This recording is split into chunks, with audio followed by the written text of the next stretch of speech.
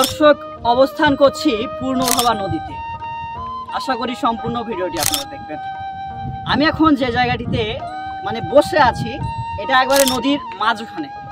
এগুলো মোটামুটি প্রায় চর ছিল, জমি ছিল, এগুলো বন্যাতে এসে সবকিছু এগুলো ভেসে গেছে। তো আপনাদের দেখানোর চেষ্টা করছি যে আমি এখন যে এটা কি বলা হয়, সুতি না কি বলা হয় এটাকে, বাইসেল।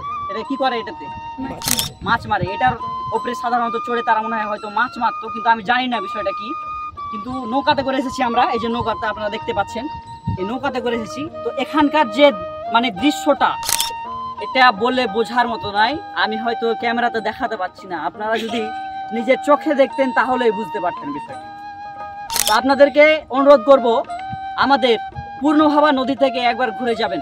যে যেখান থেকে আমাদের এই ভিডিওটি দেখছেন, এমনকি অনলাইনের যুগে দেশে কিংবা বিদেশে, তাদেরকে সকলকে জানাচ্ছি আন্তরিক শুভেচ্ছা ও অভিনন্দন।